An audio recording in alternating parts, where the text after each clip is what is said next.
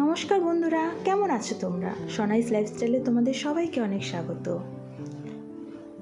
আজকে অনেক জামা কাপড় কাচা হয়েছে, সবগুলোই হচ্ছে বাবুর। অনেক দিন ধরেই জমা হচ্ছে কিন্তু কাচা আর হচ্ছে না, তাই ভাবলাম মেশিনে একবারে কেচে নিই। যেমন ভাবা তেমনি কাজ, কাচাকুচো হয়ে গেছে, এবার হচ্ছে ভাঁজ করা। আজকে কোনো বড় ভিডিও আমি পোস্ট করছি না, তোমাদেরকে কিছু কথা বলার আছে, সেজন্যই ভাবলাম যে জামাগুলো ভাঁজ করছি, এর ফাঁকেই তোমাদেরকে সমস্ত কথাটাই বলা যাক। তোমরা যেমন আমার বন্ধু, ঠিক সেরকম একটা পরিবার। আর তোমাদের সঙ্গে আমি আমার আনন্দ, ঘুরতে যাওয়া, কেনাকাটা সব কিছু শেয়ার করি। তাই ভাবলাম যে আমার খারাপ সময় গেলে আমি সেটাও তোমাদেরকে জানাই।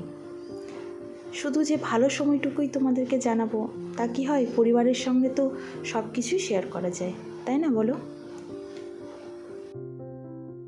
অনেক দিন ধরেই আমি কোনো বড় ভিডিও পোস্ট করিনি, সেজন্য অনেকে আমাকে যারা চেনা জানা আছে তারা আমাকে জিজ্ঞেস করছে যে এতদিন ব্লগ দিচ্ছ না কেন।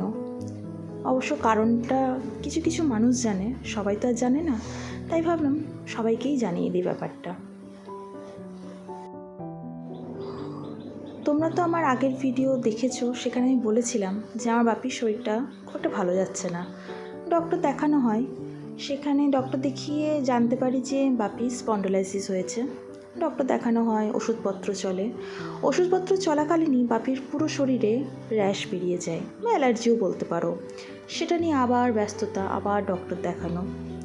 তার ঠিক কিছুদিন পরই, তখন বাবুর স্কুলের সামার ভ্যাকেশনের জন্য ছুটি পড়েনি, তাই ছেলেকে স্কুলে দিয়ে আমি ওই বাড়ি গিয়েছিলাম। তখনই মা বলছে যে মায়ের মুখের বাঁ দিকটা অবশ হয়ে আছে, কোনো কাজ করছে না। আবার এক চিন্তা, আবার ডক্টর দেখানো হলো। ডক্টর দেখানোর পর জানতে পারি যে মায়ের মিনি স্ট্রোক হয়েছে।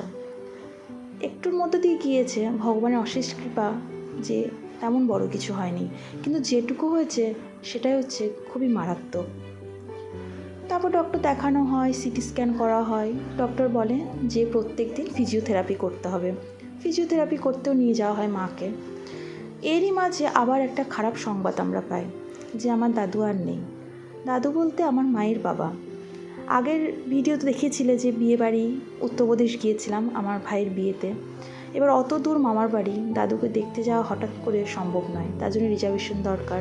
আর তৎকালে টিকিট কেটে কোনো মতেই যাওয়াটা সম্ভব নয়। আর মায়েরও শরীরটা ভালো নেই, বাপি কেবলই সুস্থ হয়ে উঠেছে। এত কিছুর মাঝে আর কি করে আমি ভিডিও করি বলো? এই সময়টা যে কি করে পার করেছি সেটা আমরাই জানি। তাই ভাবলাম যে তোমাদেরকে আমি সবটাই বলি। এই ভিডিওটা যখন তোমরা দেখবে, অনেক দিন পরই দেখবে। আর এই ভিডিওটা পোস্ট করার পরই আস্তে আস্তে আমি আবার আগের মতনই ভালো ভিডিও তোমাদেরকে দেখানোর চেষ্টা করব ব্লগের মাধ্যমে। আশা করি তোমরা আমার কথাটা বুঝতে পেরেছো।